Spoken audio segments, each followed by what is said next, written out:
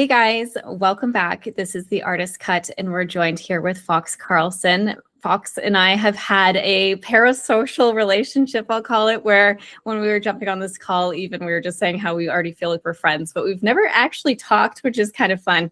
So I'm really excited to talk to him. And the reason this call came to be was because he just did recently an artist retreat. And if you've been following me for a while, in 2022, I rented a cottage and went and did an artist retreat as well for about 5 days. And so when I saw that he had done that too, I thought it would be so cool to kind of get the experience of what both of us went through.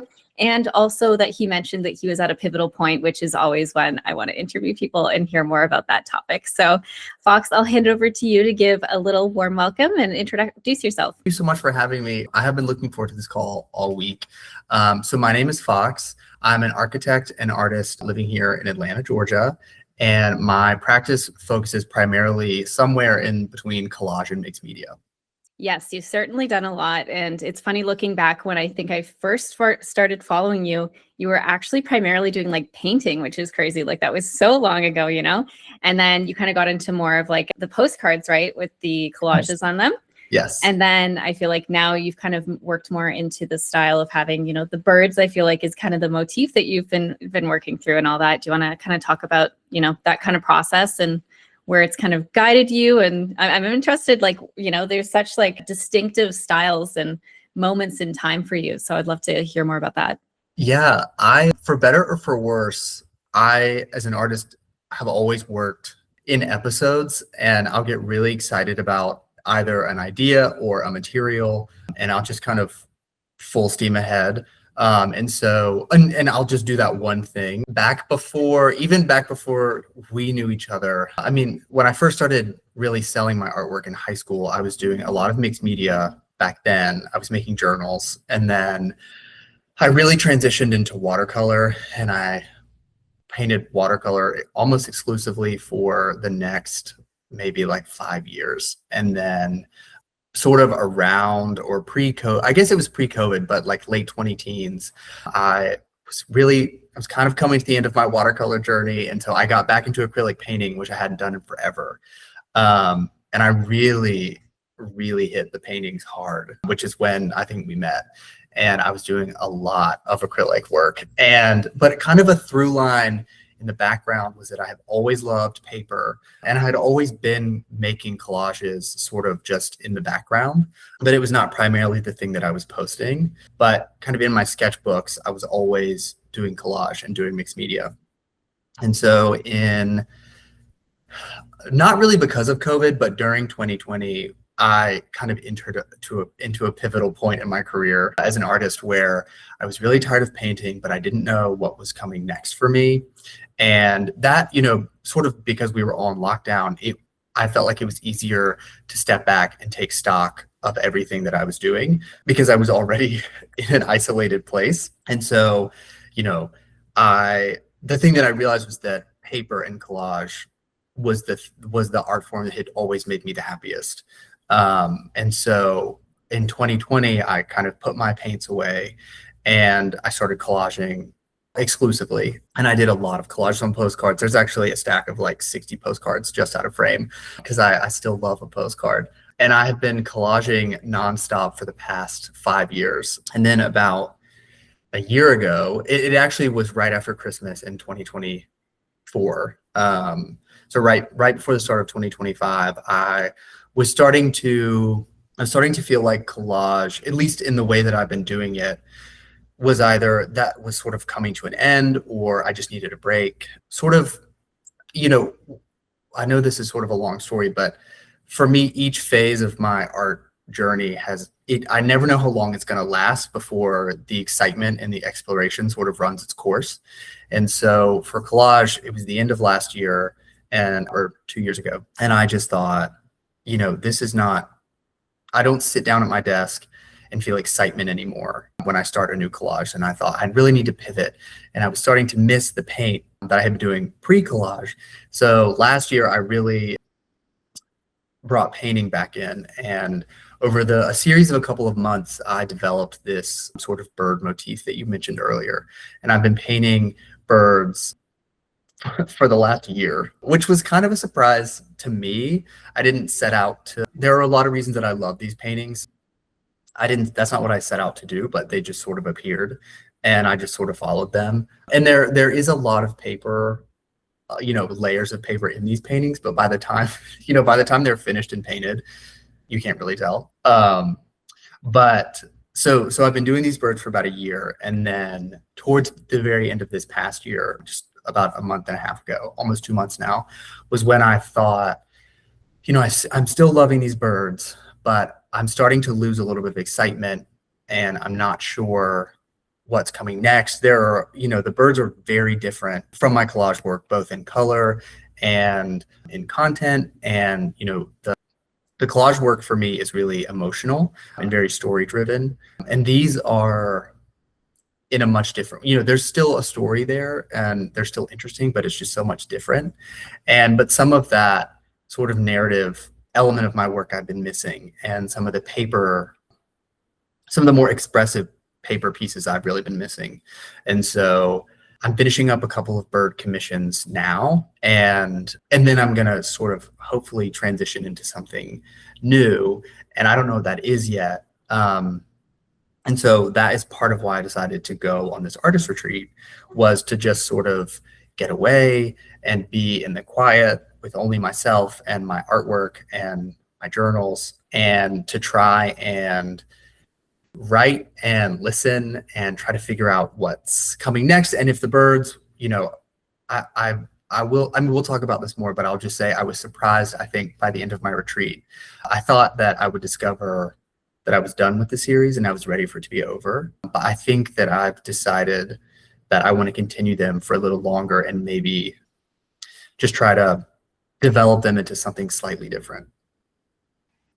Yeah, I mean, I'm biased in this, that I love the birds. I don't know what it is. It was like the first time I saw it, I was like, he's on to something. Feels special. It feels unique.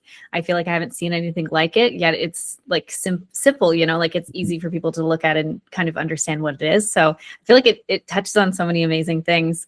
And I feel you, when I've started painting and stuff, a big part of it is, trying to have that storyline, because collage is so rich in story and it is the medium of communication.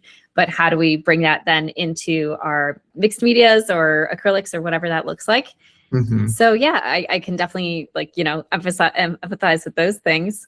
One question I had for you before we get onto the art retreat stuff is that you were kind of talking about this feeling of, being done and then finding the next thing. What does that process of like finding the next thing look like? I guess I know you're trying to figure it out right now, but you've done it before where you were transitioning from acrylics to paint, right? Mm-hmm. Or, what did that look like? Was it just like you picked up a paintbrush and you're like, okay, that's what I like, I'm going to do it? Or was that like a exploratory, moment for you? I feel like this makes me a bad artist when I'd say that the process for me, that process that you're describing is very painful. To me, they always say, it's not about the journey, it's about the destination. But I am a destination person.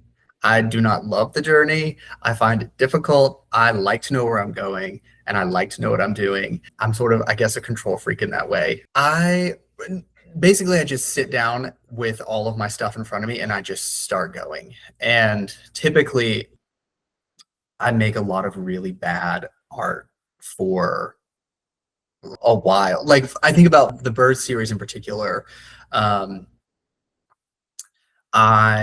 It was like December 27th and I sat down with a piece of paper and some paint and I made a piece and it was terrible. But I said, okay, well, what are some elements that I like from that? So then I made another piece and I tried and it was terrible. And I was looking back actually in my photos this past week, and it wasn't until March that it was the first time that I made a bird painting that I felt was successful. So that was a really long, painful process of just making art and sometimes throwing it away, sometimes keeping it and trying to paint over it or collage over it. And I don't know if you ever feel this way, but I do have a full-time job outside of art, but I still sell a lot of my work. And so when I go months without having anything that I can sell, I'd start to sort of panic. I always like to have something in the shop ready, for sale. But that was, a big part of that is saying, okay, I'm going to step back from Instagram and not be worried about what other people are doing. I'm not going to be worried that I don't have anything to sell. I'm just sort of in the like incubation period. And I don't like the process, but I trust the process. And I know that eventually something good will come out of it. You know, that's what I kind of committed to this year when I was doing my goals for the year. I said, you know what, why don't we take a step back from being like, oh, will this make me money and those types of things, which is scary, obviously, because now I'm a full-time artist. So I do rely on that in some way. But I kind of have been using this idea of like joy-led art is kind of where I'm going with it, where it's less about how will people perceive this or think about it? It's like, how does it make me feel? And I feel like that's been a great lesson for me, because I feel like a lot of the time it's like, how can I make more? How can I, like, we have such a tie to money, I find, in our society, unfortunately. So it's like a lot of people want to sell their art because they want it to feel valued, right? Versus internally. So I love the idea of like, you know, just turning inside instead of, you know, leaving it out. Yeah. And I love what you said about having joy-led art, because it might sound trite, but I do believe fully that if you're making art that you love and that you're excited about, that will attract people. Yeah, totally. It's like there will be someone out there, right? Looking for something like that potentially, or, you know, like if not, like it was like a great experience for you and all those types of things, right? So there's obviously different values on different pieces and that sort of thing. And I've definitely been experimenting. I'm kind of doing what you said, where you're making a lot of ugly, bad art, for example. And it's funny because I feel like I'm a very positive person. So I still look at it and I'm like, okay, there's something cool in each one, you know, where there's something we're trying. And I feel like, one of the funny things about it too is when we look at like human development, for example, when you have a baby or whatever, the baby's like learning how to like, you know, kick its legs so that it can learn how to walk, and it's almost like pre-programmed. And I feel like that's kind of been my analogy for now, like figuring out my art style, or, you know, doing what you're doing, where you're just kind of like, you're trying things, you're doing different muscles and you're picking things that work. And then you're, you know, slowly moving through that like process as well. Right. So it really is a development. I completely agree. I think that's a great analogy. Yeah. So on that note, I would love to get into, you know, this art retreat then, and, you know, working through that style and all of those things. So what led you to decide to do that? Great question. So because I do, you know, as a lot of us do, I work a full-time job, you know, I have friends, I have a partner, I live in a fun city. I can get really distracted day to day, and I don't have dedicated time all day to work on art.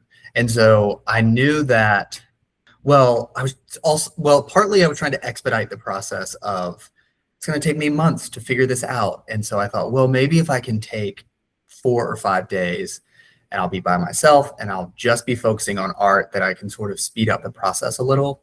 So it was partially for that. It was partially because I wanted to be in a space to think about art and have no distractions. And then I have a couple of artist friends who have done similar retreats, and they encouraged me to try it as well. That's great. I love, you know, positive influence on friends saying that it worked and all that. So, and it's good to know like what other people did, right? Like it's nice to have like some sort of example to kind of frame what you're trying to get into. And so for that, I guess you obviously picked a place and were able to go there. Can you tell us about a little bit about like the length of it, what you did, what your basic days looked like? Getting into that. So I knew, and I will say, I'll just plug your YouTube channel for a second and say that one of the things I did to prepare, which we can talk more about that, was I did watch a lot of YouTube videos, or ones that I could find of artists who have done something similar. And even though I've been following you for so long, I hadn't seen this video, and your video was really helpful. I think it was like my first video ever posted. Yeah. Oh, well, that video honestly had everything that I like needed. I knew that I wanted to go somewhere in nature because I live in a city, and I wanted to be somewhere more rural. I knew that I wanted to be somewhere within driving distance, because I felt like if there would be there felt like there was less pressure to, you know, make the weekend a success. If I got on a plane and, you know, flew to California and nothing happened, that would feel like a wasted trip. So I wanted to be in driving distance, and just as a side note, I really wanted to be near water. don't live near water and I just love water. And so I just got on Airbnb and started looking for houses within like a 2-hour-ish radius from where I live, or, driving distance. And then one of the things you had mentioned in your video was, I think that you went horseback riding and antiquing, and then you also swam. And I have no discipline as an artist or as a person. And so I knew that if there were distractions, that I would take all of them and not make any art. So I also purposefully picked a place that was sort of in the middle of nowhere and didn't really have any amenities nearby so that I would be sort of forced into doing the thing that I wanted to do. So I drove up on a Wednesday night after work, and I so that I could wake up there on Thursday. And I had all day Thursday, all day Friday, all day Saturday, and I left on Sunday. And I tried not to be too rigid in my schedule, but the sort of general schedule for me was that I would wake up.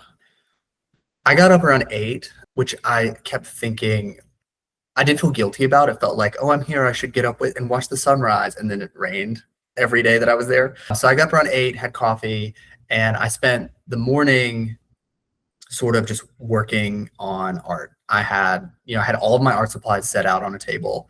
And so that was working in my sketchbook or working on some wood cradles that I had brought. I kind of wanted the first thing I did just to be work and to not think too hard about it. And then in the afternoon, I would have lunch, and then I would journal. And then sort of late afternoon, early evening, I would either continue to write, or I would go back to making art, or I did go for some walks while I was there. And then I would have dinner. And each night I finished working somewhere between 7 and 8. And then I would sit on the sofa with a glass of wine and watch a movie, because frankly, there was this pressure that I was putting on myself I'm here to make art, so I should be making art all day or doing something, productive. But I found that I was sort of emotionally drained by the time I had eaten dinner. And so I just enjoyed the evenings and then tried to go to bed at a decent hour so that I could be ready for the next day. Well, I mean, I think that's self-care, right, too. And I think that's important for recharging when it comes to something like that. I think so. And I think it's funny because I actually did kind of the opposite on mine, at least, where I did the morning was for writing, and then at nighttime. So I kind of did this like morning summary, and then afternoon, like nighttime one, and then kind of did the creation half like setup or figuring out in the morning, and then all afternoon, kind of that sort of thing. So it's funny to see like how they're different, but similar, like, tasks and that sort of thing. And I think for like me, for example, and I know a lot of artists love walking for that as well. Like, it's so nice to just like not have any headphones or like things distracting you, right? And just like going into nature and really embracing it and being intentional with that time. So I feel like even if that time is, glass of wine and a movie, like that's fine, right? Absolutely.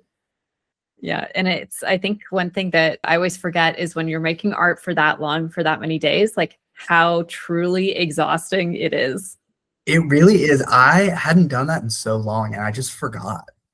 But it really is exhausting. And I think something that was helpful for me was, and a lot of this came from some of the videos I had watched, including yours, but I, had a list of movies that, I think, I just have this like running list of movies that I'm always like, oh, I'm going to watch that movie.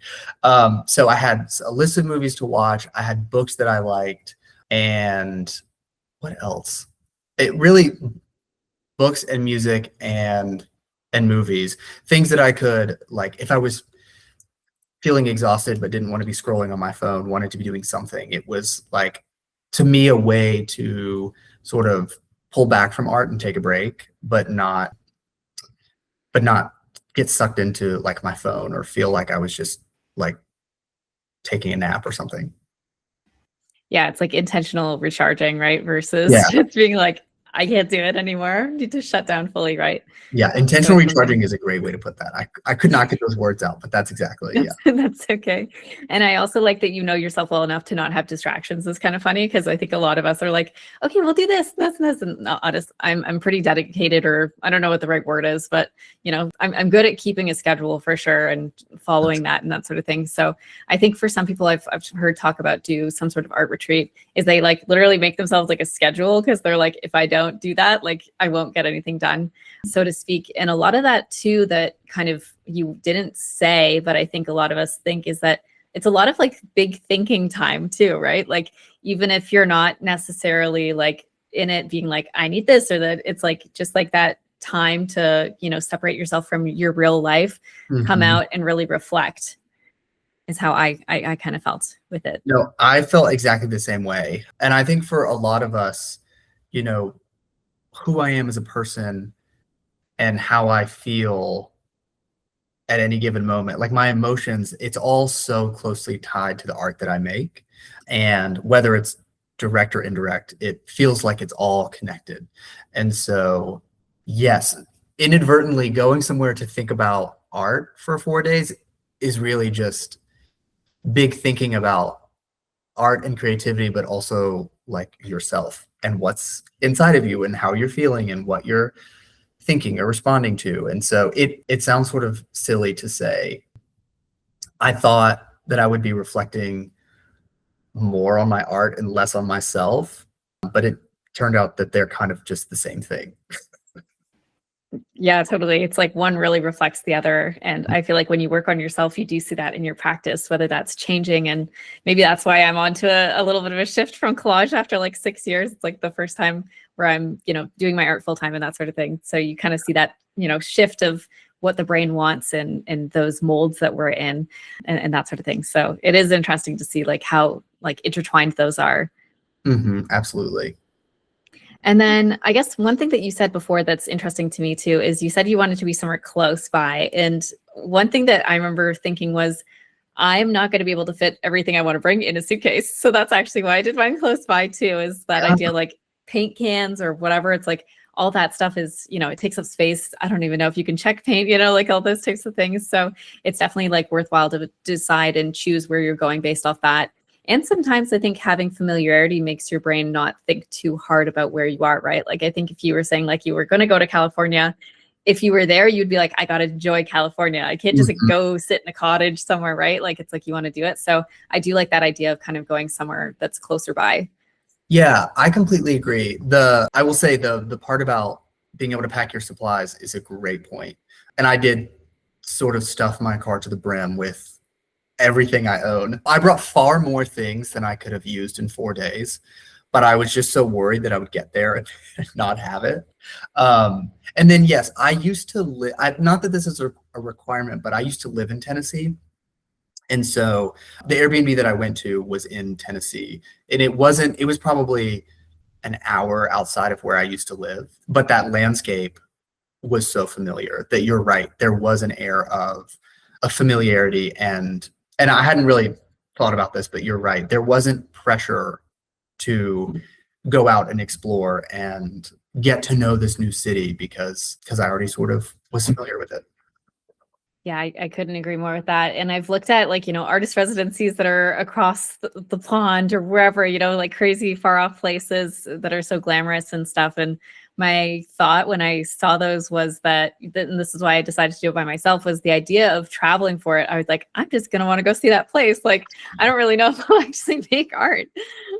I completely agree. A friend of mine went to a residency at a place called Orcavo in France. And it's a residency I really want to go to. They host, I think, 2 and 4 week residencies, maybe all year. So there's a lot of opportunity to go. And I think that I don't think it's that difficult to get in. I have not applied, so that may not be true. But I'm just saying there's so many spots throughout the year. But she went a couple days early so she could spend time in Paris because she was like, I'm going all the way out there. Like, I just want to go to Paris. And so she, went 3 or 4 days early so she could see Paris and then do her retreat. But then, if you work in an office or you have a full-time job, it's like, okay, well, you can't necessarily take 3 weeks off to go explore, which is a huge bummer. But Yeah, that's definitely like a hard part of it, right? And fitting your art into like set constraints and those types of things as yeah. well. So I know that one thing that you talked about too is that you were saying that you feel like you didn't get as much done as you necessarily thought you would get done artistically. But Yes. now that you've had, I know it's only been a couple weeks or a week since you've done it, do you feel like you are still taking those things though that the things that you did during that time and, using it throughout your time now and kind of reflecting back on that? And, sometimes it's like the big bang, it's like we've had this moment, we're spending time in it, maybe doesn't feel as productive, but it's always something we're looking back on. Mhm. Do you feel that way about the experience? Yes. Part of me is like, oh, you should check in again in like a year and see how it went. But, and I did go last weekend, so it has only been like 5 or 6 days since I got back. But what I can tell you is that I think that my art practice I've sort of gone on autopilot. And since coming back, I probably journaled maybe close to 30 pages while I was there, mostly about work or like my work. And I'll just say one of the things that did come out of it is that in my collage work, if you go back and look, there are a lot of motifs from Greek mythology, which is a subject I really love. And I started thinking over this past weekend, and writing a lot about sort of the mythology of the South. So I'm from the South. I'm from Alabama originally, and there's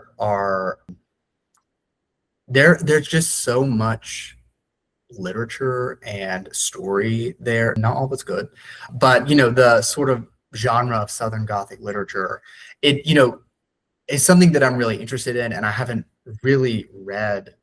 I mean, to be honest, I haven't read a Flannery O'Connor novel in probably not since high school. But sitting back and getting to reflect on things that I like about my work, things I don't like, things I wish I could bring in, it gave me the space to realize that, oh, that is that's just a for instance of one thing I'm really interested in that I'd like to bring into my work. And so I've been thinking about that this week and trying to start researching some of those stories and trying to figure out, okay, well, which books do I want to order? So I do feel like maybe enough time has not passed to have seen huge results, but I am trying to keep the momentum going, I guess. Yeah. And I mean, it sounds like, you can make yourself a list of books that you're interested in going back and reading or these themes. And yeah, I definitely have seen the mythology standpoint, but then it's like that hasn't translated into the birds. Maybe it has, but I haven't figured that part out yet. It's always like I'm always thinking about it, and I haven't quite gotten there yet. Mm-hmm. Yeah. And it's always interesting. Yeah. There's so many things that you're trying to include. And I think, as you said, like art is so personal a lot of the time. So I think working in those like kind of themes might lead you to, as you're saying, like the next big thing or the next breakthrough of where you're going with your art. Mm-hmm. If you were to predict kind of where you think your art is going to go, what would you say? That is such a good question. I think, and this may sound like a cop-out answer, but what I'm really hoping is that there's the collage art that I love making that's on this side of the spectrum, and there is the birds that are more like paintings that are over here. And I would like to take elements from both and bring them together so that I'm still painting and I'm still creating my own imagery, but maybe I'm bringing in more found imagery from collage, and maybe bringing in more of the story from collage. So I guess what I'm hoping it turns into is more of a traditional mixed media piece, I guess, with a little bit more story, but still painted elements. And then I guess the last thing is just, I'd like to see my work remain, because saying all that out loud to me sounds like it could get really busy. But I like my work to be pretty quiet and restrained. So somehow bringing all of these things together, but still keeping it sort of restrained. We'll see. Yeah, it's a hard thing to predict, but I feel like it would be fun having this timestamp, at least for you too, to come back and be like, oh my gosh, like that was so right on, or maybe it was so far off of where I was going, but Yeah. it's always interesting to hear what people have to say. And I think maybe what's interesting, at least with your collage work from before, is like you always used, the postcards that had writing on them and kind of was able to pull that back, right? But then bring forward these other elements and then also bring those back and that sort of thing. So I could see you being able to, have these multiple layers and small things showing through.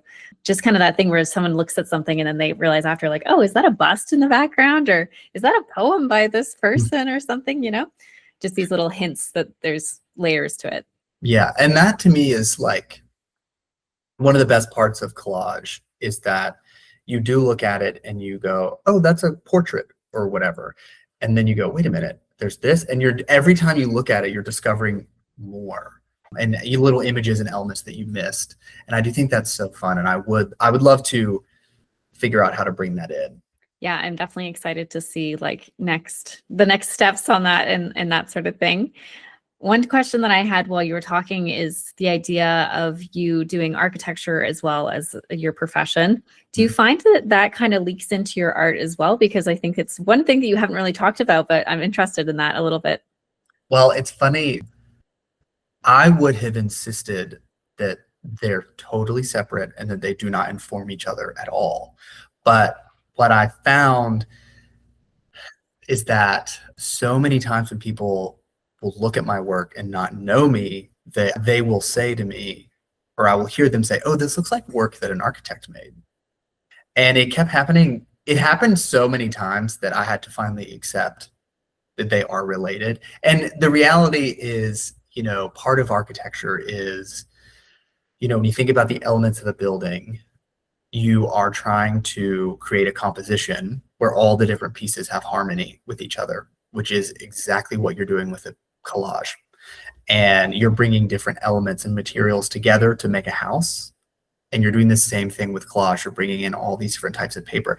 And so it really, to me, sort of those design elements of balance and composition and material and color, they really are so related. And so I was really resistant for a while to admit that. And then, but I do see how they inform each other. And too, like the longer I'm an architect, the more control I can tell that I feel like I need over my art. It's definitely making me more type A, which is not necessarily a bad thing, but that is probably the one element that I try to fight against, is I am working really hard to try and remain loose. Or because I think that the best part about collage is, I don't know if you would agree with this, but for me, when I make a collage, there's so many unexpected things that happen when I'm just gluing things together. I think I know exactly what the piece is going to look like, and something about when you put two pieces of paper together or you glue something down and it suddenly just looks different than you thought it would. And there's an element to me of, I guess, discovery while you're making a collage, which I think is really fun. Yeah, I think that when I start, I never actually know where it's going most of the time, which is kind of fun. And I like that. It's like you can only, well, at least with my style, at least, is that you can only make what you can find, is kind of what I like with it. So if you're like, oh, I'm going to look for this specific thing, it's like, good luck finding that. If not, you're usually going to find something along the way that kind of informs a new story, right?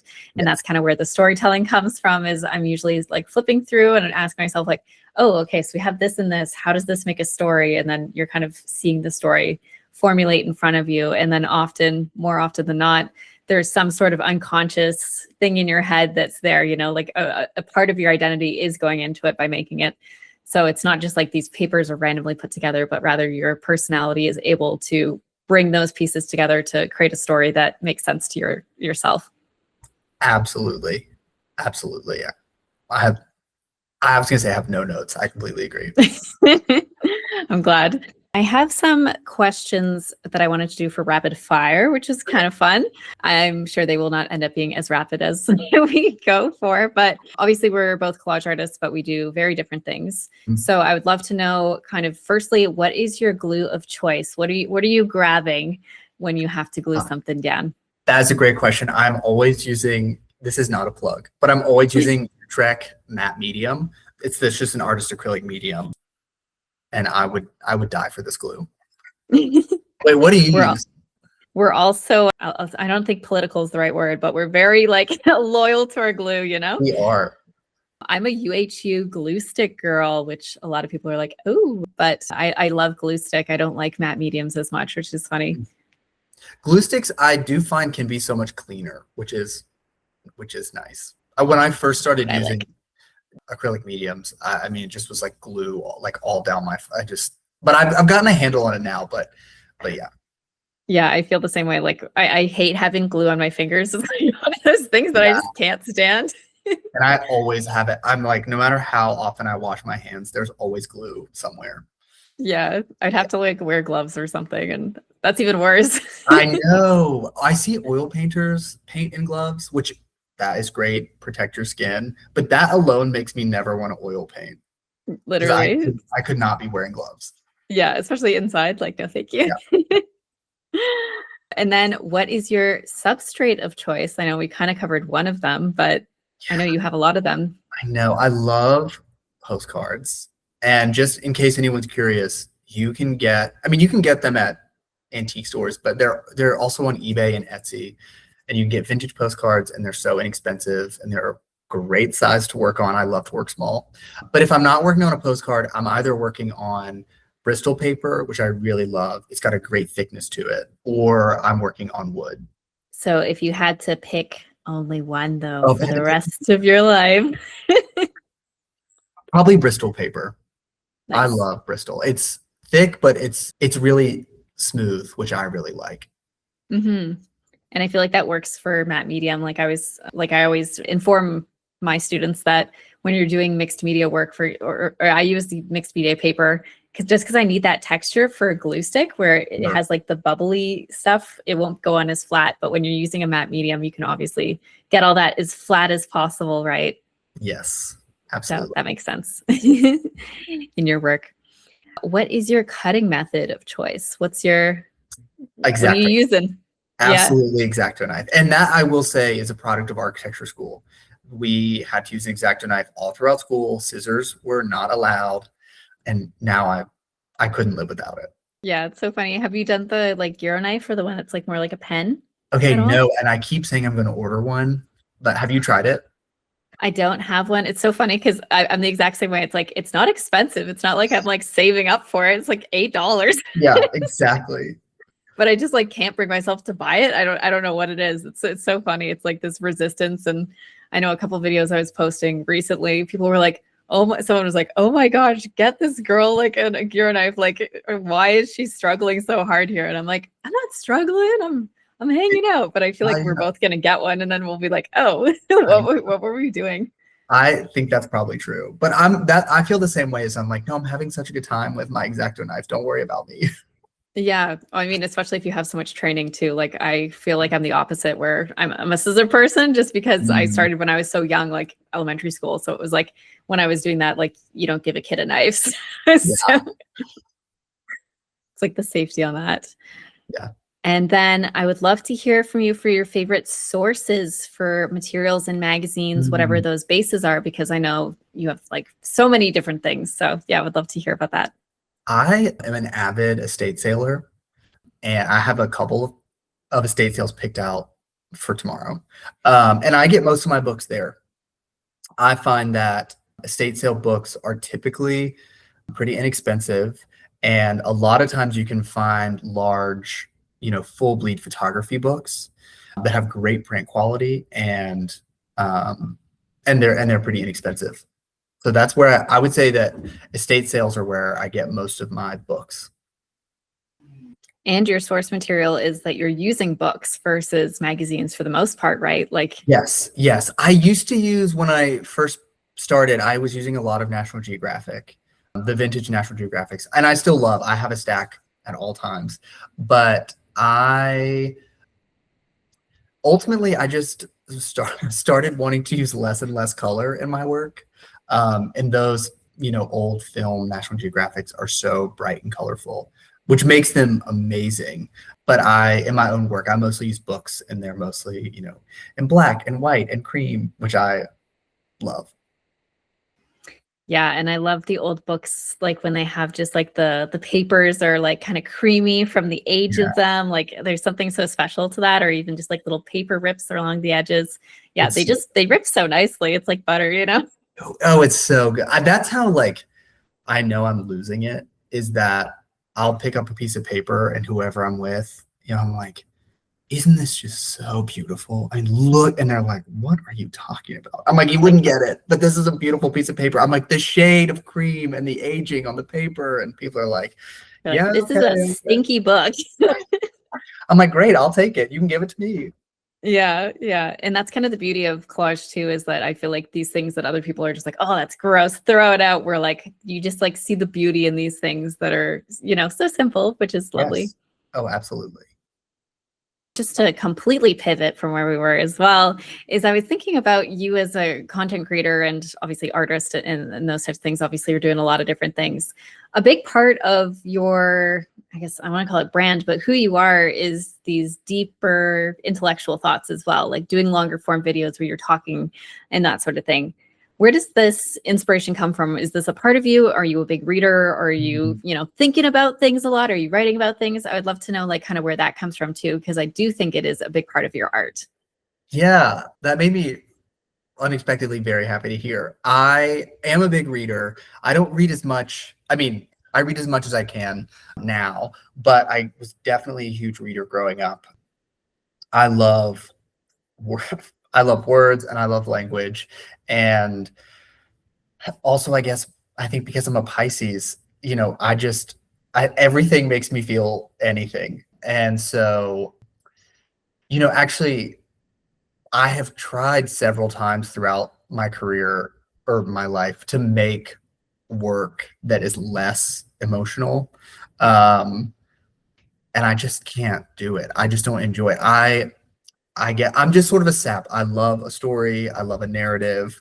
I love to sort of look at a piece of collage art and feel like my heartstrings are being pulled on. And so to me, the visual medium, especially posting videos, it I think it's all sort of part of world building, I guess, in that, I'll post myself, making a piece of collage art, and I love to do a voiceover over the top of it. And sometimes it's things I've written, and sometimes it's poetry that I've found that I think, goes well with the piece.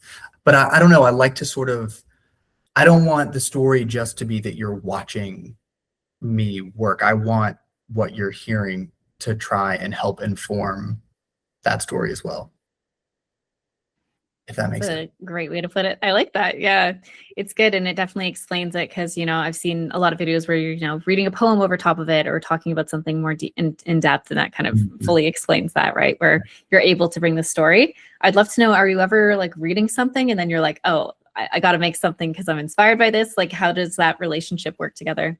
No, it absolutely. I'll say that Madeline Miller is one of my favorite authors. She wrote Circe and the Song of Achilles, and both books, not shockingly, about Greek mythology.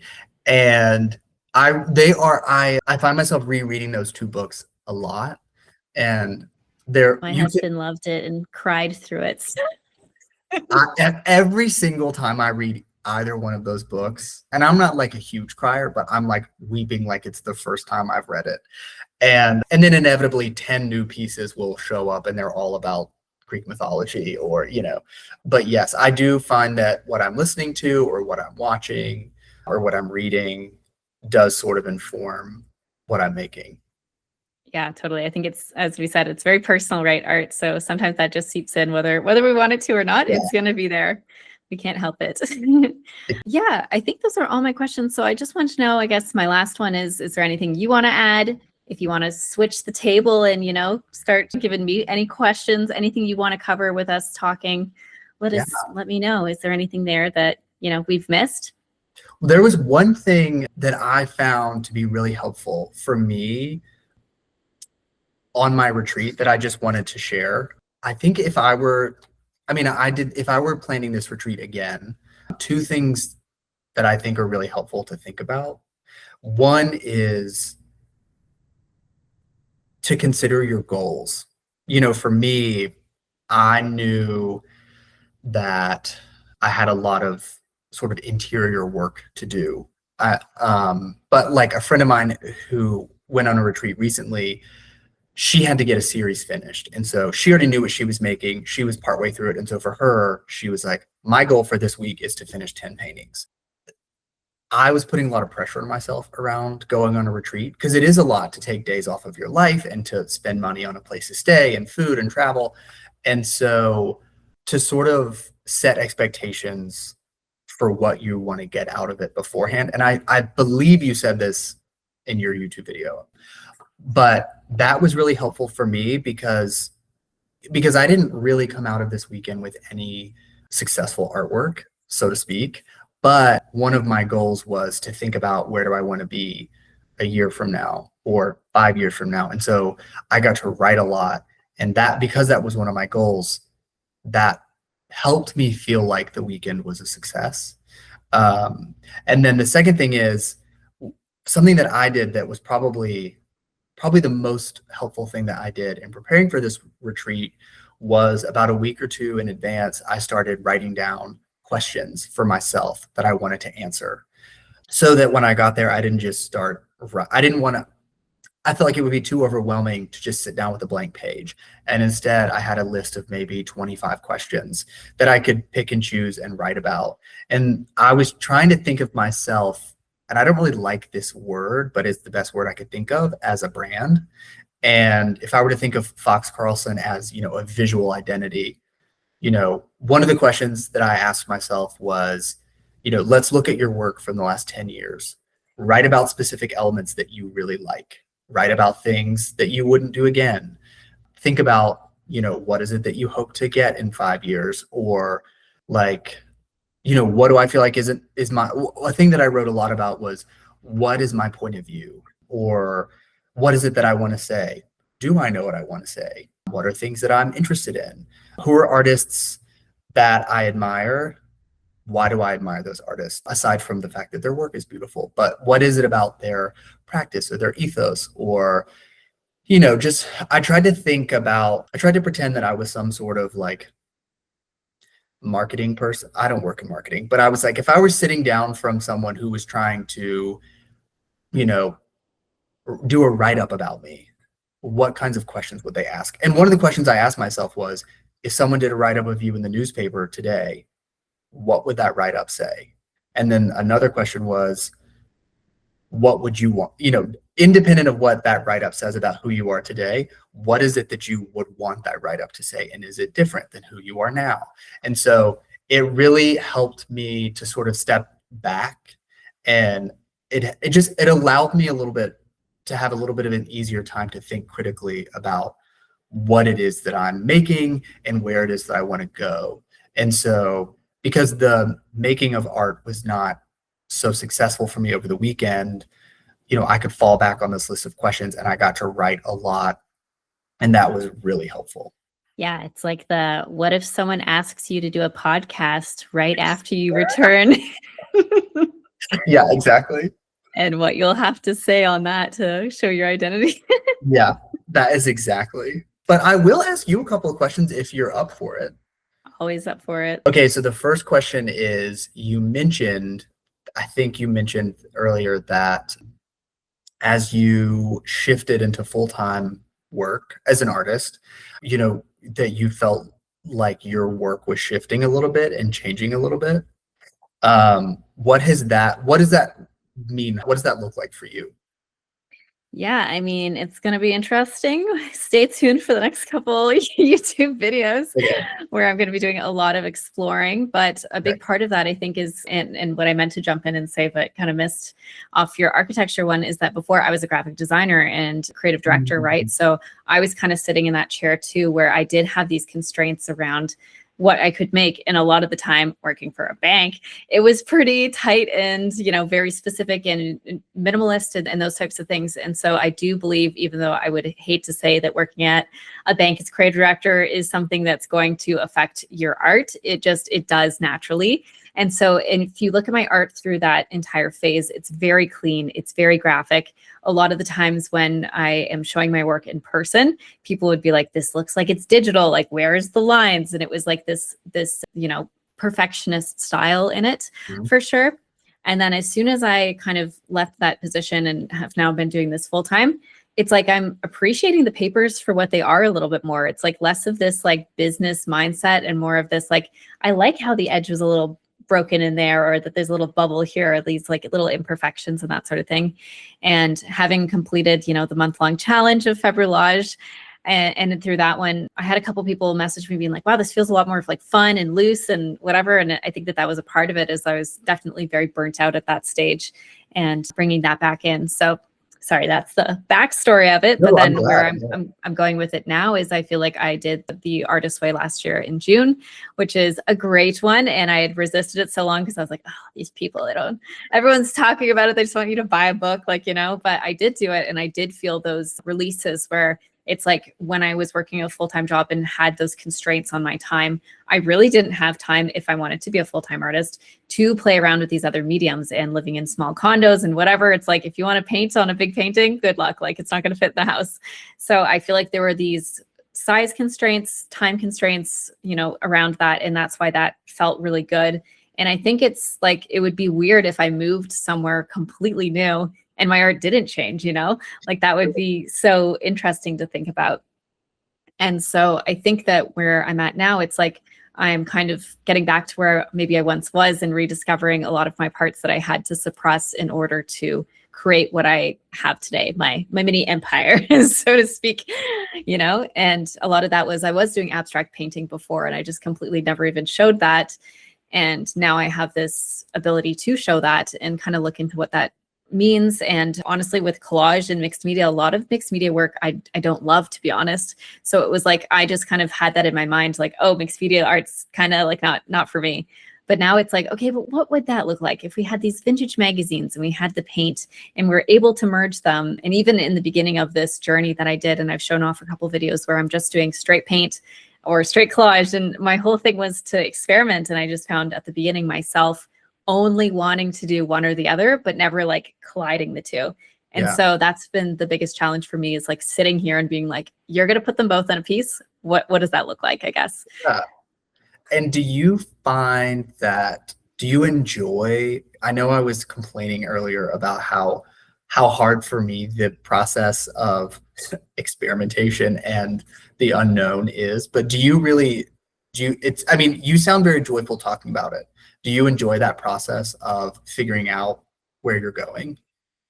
So I am also a control freak in many ways, as you can imagine. I'm very much so type A and that sort of thing. And I like to know what my plan is, my 5-year plan, all those things that we talked about. So it is very difficult for me to kind of like go through that process. But I think the harder part for me was staying where I was as well.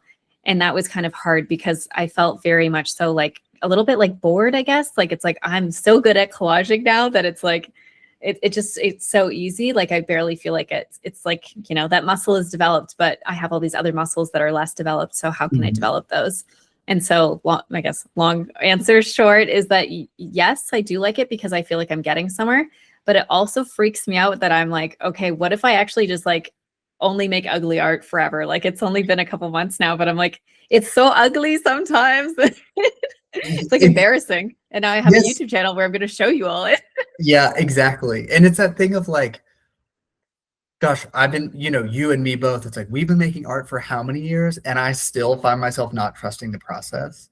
It's like what you're saying, like, eventually you will be making beautiful art. I will be making beautiful art.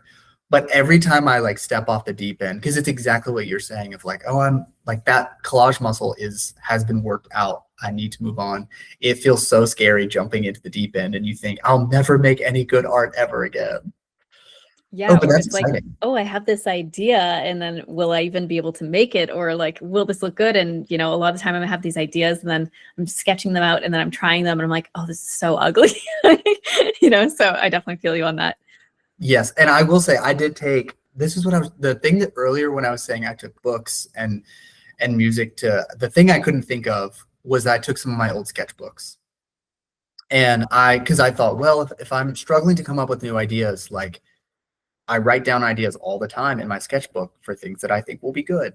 And I did take some time to work on some of those ideas. And I thought, wow, this is actually so ugly as a painting, but it seemed like such a good idea. Okay, I was going to ask also, it's almost the end of tomorrow's the last day of February. And do you have any takeaways so far from February? Have you enjoyed the process? Are you glad you did it? Oh, for sure. I mean, also, are you exhausted? I'm exhausted. I'll say, like, I was just finishing recording like the video, and I was just like, I feel crazy at this point. It's a lot of work. And for those listening, it's like a month-long challenge where you make a collage every single day of the month for February with a prompt, which I think is way more difficult than just making a piece of art. Well, sometimes, but I feel like it's like, not only is it you're making art, you have to make it for a specific reason, and it has to fit that in some way. Obviously, some people are like, whatever, I ended up here, I'm going to post it. But for the most part, my brain just wants to figure out that puzzle. Like, I'm such a puzzle solver and Yes. problem solver. And so I want to get to the end of it. So I guess I'm exhausted from it for sure. And it is coming at a very funny time where I was just learning how to experiment with my art more.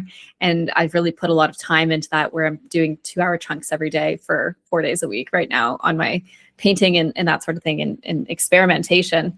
So now it's like, I was just so exhausted by the end of it. I was like, okay, well, I'm experimenting and doing these big thoughts and thinking, while also trying to make a piece every single day, while also making 7 videos, long form videos, with the processes of those, right? So it was like literally just full-time art, but it went by very quickly because of that. I was very busy. I know. I've done February. I think I did it for 3 years, and then just with work and trying to grow, I felt like at some point it was sort of holding me back a little. But when I was doing it, there was a period where I felt like my entire life was just a cycle of like, it's day 15 and today's prompted, and then like editing that video and then immediately being like, and it's day, and I just, by the end of it, you're like, I don't know which way's up, and I feel insane. And you think this is the shortest month of the year, and this has felt like 10 months of my life. Literally, it's like a time warp, man. Like, it feels so long and so short all at once. So that was kind of the hard part about it. But I do love it. And I think that it's such a great community building. Like, I feel like I've made more internet friends during the month, to connect to, and people that are also posting their work and stuff. I'm always just like so inspired and that sort of thing. But I have agreed to do a media detox for March because of that, where I'm just going to like literally not go on social media, basically, because I was like, I don't even want to be on here anymore, but I want to, because I want to see all the pieces. I'm so inspired by everyone, and it's nice to meet people and all that. So yeah, it's hard. Will you schedule posts and things in advance, or will you just go radio silent for March? I'm going to schedule them in advance, I think. Okay. Just a couple. I won't go fully radio silent, I guess. I did that. Otherwise Instagram's going to hate me.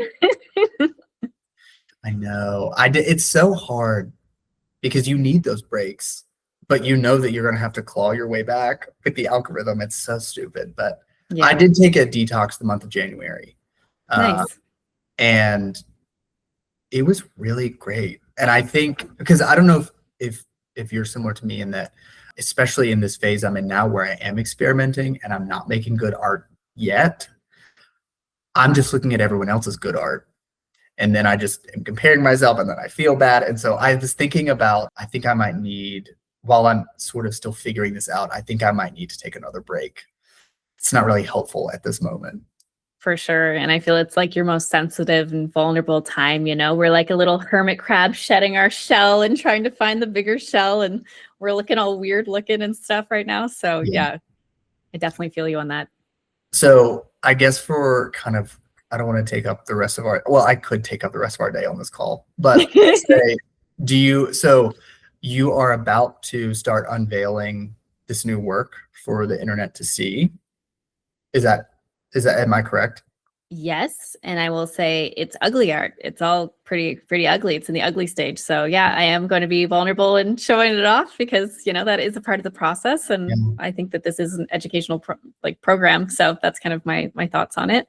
I think that's great. And so I know that is coming up for you, but do you have any other specific things that are coming up for you in the next month or two? in terms of like I guess art stuff or business interesting? or anything. Yeah. Yeah, I guess. I feel like at the end of every like celebrity interview, they're like, "So what's coming next?" And What's coming next? Yeah, I'll ask you what's coming next. But I guess for me, it's like this experimentation. So basically, I got a roll of paper. It's 200 feet. I've agreed to finish the entire roll, and I'm not allowed to stop making art until the roll is done. So that's a good thing. So that's definitely like the goal. And I think that that could take me like potentially to the rest of the summer for sure. We'll see what that looks like. A big part of this year and my goal was just to cut back on shows and that sort of thing. I'm in my hermit era. This year's about hermiting down. Obviously, like I do show off my process and stuff, but the idea is just that I'm looking so much more internally than externally. So I feel like that's going to play a little bit into that. So it won't be like looking for shows and those types of things like it once was. Now it's going to be a matter of like turning inside and really looking a little boring, to be honest, which I'm kind of excited for. But I'm really excited to show the process of that too, because I think it is something that all artists go through. We all shed layers, and it's important to show people online what that kind of looks like. Absolutely. I really do think that, I think people will really respond to that, because it's so much of our conversation has been about ugly art, and you're right. Nobody wants to show that online, but we all go through it. And I think you're really brave and really great for showing that off to everyone. Thank you. Yeah, it's gonna be interesting. We'll see if people resonate with it or that sort of thing. And I think what you were saying too, like I'll just encourage you. I feel like going through this phase too would be so interesting to see more of that process. And as you said, like more artists can show it off and all that. And I feel like you're someone who I would be interested to see a YouTube channel from, not pushing it on you by any means, but yeah, you're so well spoken, you know? Well, it's interesting. I don't know if we might follow each other. I do have a YouTube channel, but I post on it very seldomly. And as of now, I really just posted shorts. And then the only long form videos I've posted have been interviews I've done of other artists. But I am kind of losing the joy of TikTok and Instagram. And when I say losing the joy, I mean, I hate both of them now in a way that I used to love them. And I have been thinking that I might start trying to get into more long form content on YouTube. It seems like the most reliable platform. Yes. And I think for you too, it's like, I feel like you can talk for a long period of time and be interesting or show off your art process. And it's like, it feels a little not saying it's mismatched, but you know what I mean? Like you can do the long form, you can talk for long periods of time or, you know, hold a conversation.